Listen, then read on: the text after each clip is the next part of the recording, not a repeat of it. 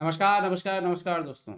दोस्तों, भारत की महिला ग्रैंड मास्टर कोनेरू हम्पी ने वुमेन महिला फीडे ग्रैंड प्री में 8वें राउंड में पोलैंड की अलीना को पराजित करते हुए एक जोरदार वापसी की है। आप कह सकते हो कि अब उनके पास एक बार फिर से खिताब जीतने का मौका है। हालाँकि हम्पी फिलहाल दूसरे स्थान पर चल रही हैं और उनके आगे हैं अलेक्जेंड्रा कोस्टेन्युक जो कि 1.5 अंक आगे चल रही हैं हम्पी से। लेकिन यहाँ पर एक बात है कि हम्पी और कोस्टेन्युक के बीच अभी मैच होना बाकी है और ऐसे में अगर हम्पी कोस्टेन्युक को पराजित कर देंगी, तो वो वाक़ई खिताब जीतने की संभावना जो है, वो अभी भी बनी हुई है। ख़ैर वो सब देखेंगे कि आने वाले 3 राउंड में क्या होता है। इस राउंड में हम जो गेम देखने वाले हैं, उससे हम क्या सीखने वाले हैं, तो उस पर फ़ोकस कर लेते हैं। हम सीखेंगे कि एंड गेम में कैसे मोहरों का एक्सचेंज जब मोहरे एक्सचेंज होते हैं, कैसे वो पूरा खेल बदल सकता है।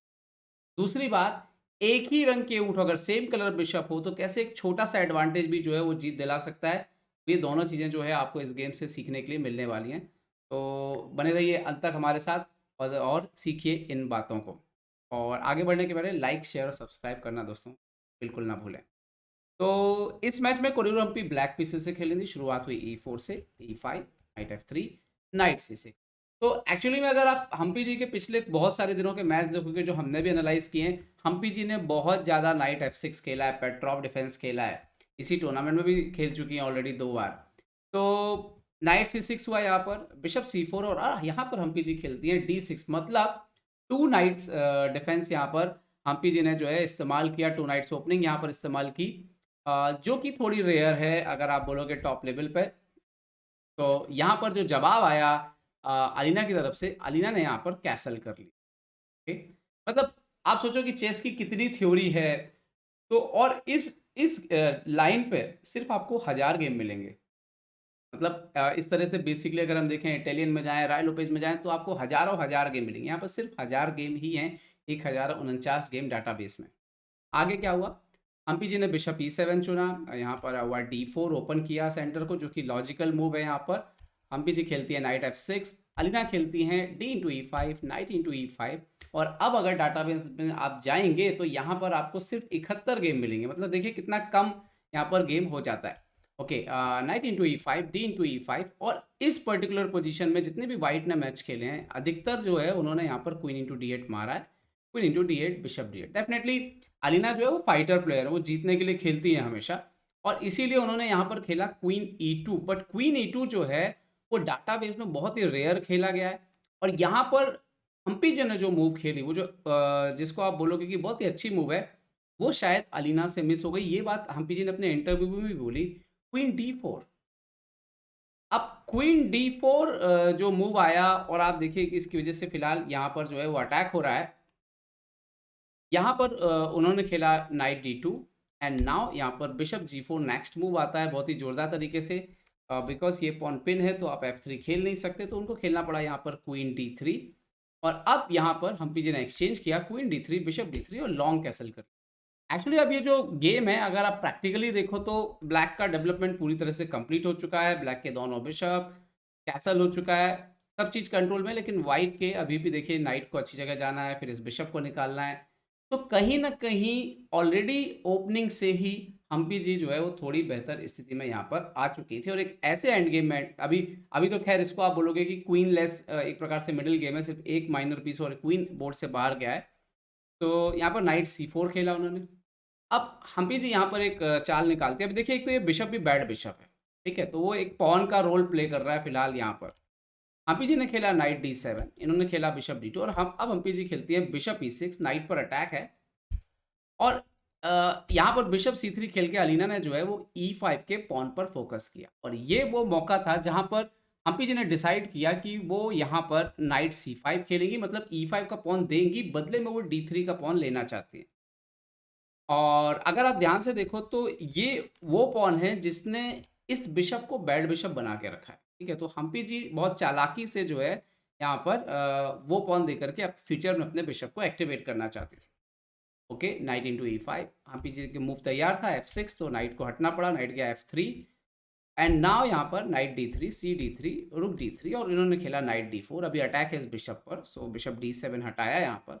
ना रुक है D1, तो रुक D1 और अब हम्पी जी यहाँ पर खेलती है रुक D8। अब ये वो मोमेंट था यहाँ पर व्हाइट जो है उसको शायद वो F3 करके किंग को थोड़ा और इम्प्रूव करके किंग F1 वगैरह से थोड़ा पोजीशन को इम्प्रूव कर सकते थे। लेकिन हम्पी जो है अलीना जो है यहाँ पर वो एक्सचेंज करने के लिए गई नाइट F5 से। और एक्चुअली में ये जो नाइट F5 मूव थी, अलीना यहाँ पर जो चीज़ मिस कर गई, जो जिसको आप बोले कि कैसे एंड गेम का मैं आपको बोल रहा हूँ कि एक एक्सचेंज जो है कैसे नेचर बदल देता है। यहाँ पोजीशन करीब-करीब इक्वल है। लेकिन जैसे ही नाइट F5 उन्होंने ऑफर किया bishop into F5, okay? Rook into D8, king into D8, pawn into F5। अब गेम का नेचर कैसे यहाँ पे बदल गया, एंड गेम में जैसे ही आप गए एक्सचेंज के साथ। अब आप ज़रा ध्यान से देखिए तो यहाँ पर हैं 4 पॉन, यहाँ पर है 3 पॉन। तो अगर आप देखोगे ये चूंकि बिकॉज ये 2 पॉन डबल हो गई हैं यहाँ पर हम्पी जी की 3 पॉन जो है 4 पॉन जो यहाँ पर अलीना की हैं उसको रोक रही है। मतलब किंग साइड जो पॉन मेजॉरिटी थी अलीना के पास, वो है तो सही लेकिन अब वो उतनी इफेक्टिव नहीं रह गई है। जबकि क्वीन साइड पे हम्पी जी के पास 3 पॉन है और अलीना के पास अब 2 पॉन है। और यहाँ पर हम्पी जी के पॉन स्ट्रक्चर में कोई गड़बड़ी नहीं है। मतलब कि अब हम्पी जी के पास एक पॉन इस तरफ बोर्ड के हिस्से में एक एक्स्ट्रा पॉन है, एक प्रकार से एक एक्स्ट्रा पॉन उन्होंने बना ली, क्योंकि वहां की पॉन जो है वो तो डबल है और काम नहीं कर रही। ये था पहला लेसन। जब आप देखोगे कैसे जब आप एक्सचेंज करते हो तो बहुत सावधानी से आपको एक्सचेंज के लिए जाना चाहिए और आपको हमेशा कल्पना करनी चाहिए, कैलकुलेट करना चाहिए, सोचना चाहिए, इमेजिन करना चाहिए कि जब आप एक्सचेंज कर लेंगे उसके बाद क्या पोजीशन बोर्ड पर रह जाएगी, वो आपको साफ साफ दिखनी चाहिए। अब यहाँ पर आती है दूसरी बात, सेम कलर बिशप। अब सेम कलर बिशप मतलब एक ही रंग के ऊँट। इनके बारे में कहा जाता है कि अगर इसमें थोड़ा भी एडवांटेज किसी के पास हो, मतलब पोजिशनल एडवांटेज, पॉन स्ट्रक्चर अच्छा होना, एक एक्स्ट्रा पॉन होना, के विनिंग चांसेस जो है सेम कलर बिशप में बहुत ज़्यादा बढ़ जाते हैं। अब इस गेम में देखिए क्या हुआ। King D7, king F1, king C6, king E2, king D5, लगातार किंग को इम्प्रूव करने लग गए। इन्होंने खेला king D3 and now C5। Humpy ji ने बहुत ही क्लियर कर लिया था कि वो अपने प्यादों को जो है वो आगे बढ़ना वहाँ पर उन्होंने शुरू कर दिया, क्योंकि उनको यहाँ से एक पास पॉन निकालना था।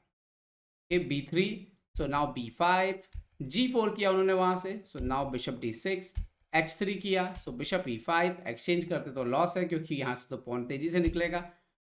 Bishop E1, so now C4 check, BC4, king E3। अच्छा, ये जो पोजीशन है एक्चुअली में अगर आप इंजन लगा के देखोगे, मतलब कंप्यूटर लगाओगे, तो कंप्यूटर आपको बोलेगा करीब करीब इक्वल है, लेकिन ये बिल्कुल भी आसान नहीं है इसको सही तरीके से डील करना। हम्पी जी ने किया बिशप D4 चेक, अलीना ने किया king E2, now king C5, A4 किया, सो नाउ बिशप B2। अब आइडिया क्या है कि इस पॉन को आगे बढ़ना शुरू करना है, लेकिन यहीं पे वो चाल थी कि अगर यहाँ पर किंग D1 खेल दिया जाए तो अगर ये स्क्वायर अभी कंट्रोल में रखा जाए तो एक्चुअली में ब्लैक के पास जीतने का रास्ता सीधा सीधा है नहीं। ये पॉन को मारना अभी इस ब्लैक किंग के लिए पॉसिबल नहीं है, क्योंकि कभी ना कभी जो है ये बिशप जो है F3 करके ये आपको अंदर आने ही नहीं देगा कहीं से भी, ठीक है। और ये पॉन तो आप वैसे भी मार नहीं पा रहे हैं बिकॉज ये बिशप कंट्रोल करके बैठा है। तो उन्होंने किया F3 यहाँ पर, अपने पॉन लाइट कलर पर कर लिए, जो कि रणनीति सही थी यहाँ पर। बट A6 हुआ यहाँ पर, हम्पी जी ने A6 खेला और ये वो पोजीशन थी जहाँ पर अलीना को किंग D2 वगैरह खेलना था, मतलब उनको होल्ड करना चाहिए। यहाँ पे व्हाइट सिर्फ एक ही कंडीशन में मैच बचा सकता है कि वो पोजीशन को होल्ड करके रखे, मतलब अपने राजा को आप बस इन स्क्वायर्स के आसपास रखें और काले की तरफ से चाल का इंतजार करें। लेकिन उन्होंने यहाँ पर क्या किया, यहाँ पर हुआ A6, तो इन्होंने खेल दिया यहाँ पर H4। अच्छा, यहाँ पर अगर मान लीजिए कि कुछ एग्जांपल लेते हैं, king D2, king D4, king C2, bishop A3, bishop F2, king D5, पीछे आना पड़ेगा और ये ऑलमोस्ट ड्रॉ है। लेकिन यहाँ पर उन्होंने खेला H4 और उन्होंने उधर से पॉन बढ़ना शुरू किया और यही अलीना के लिए सबसे ज़्यादा नुकसानदायक बन गया। King D4, bishop F2 check दिया, but now king C3, G5 किया यहाँ पर, so now king B3, F4 किया। वो वहाँ से सोच रहे थे कि वहाँ से कुछ पॉन निकले, लेकिन पॉसिबल नहीं था। यहाँ से C3 आया, H5 किया तो C2 आ गया अभी।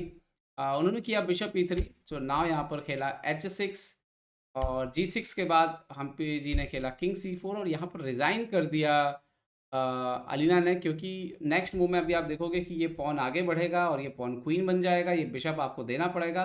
किंग फुल कंट्रोल में है, इस किंग के पास ऊपर कोई एंट्री है कि नहीं।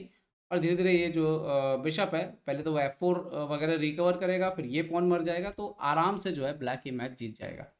तो ये दोनों बातों को आप ध्यान रखिए कि जब आप एंड गेम में एक्सचेंज करते हैं खासतौर पे, और एंड गेम के लिए जाते हैं तो एक छोटे-छोटे एक्सचेंजेस खासतौर पे जैसे कि यहाँ पर आप देखिए क्वीन डी3 के बाद कहानी बदलती है और खासतौर पे जो बेसिक प्रॉब्लम हुआ है गेम में, वो हुआ है नाइट F5 के एक्सचेंज के बाद। इस एक्सचेंज के बाद एक तो पॉन मेजॉरिटी उनकी गड़बड़ हो गई, तो वो भी एक ध्यान रखने वाली बात है।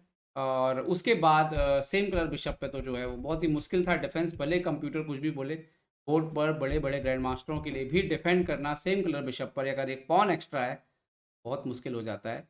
और यही बात जो है हम्पी जी के जीत का कारण भी जो है बनी। हम्पी जी ने अपने इंटरव्यू में भी कहा, ये बिल्कुल भी डिफेंस करना जो है वो आसान जो है वो नहीं था। उम्मीद करता हूँ ये गेम से आपको सीखने मिला होगा। सीखने मिला हो तो लाइक, शेयर और सब्सक्राइब करना ना भूलें। देखते रहिए चेस बस इंडिया, चेस बस इंडिया के लिए मैं निखिलेश जैन। जय हिंद दोस्तों।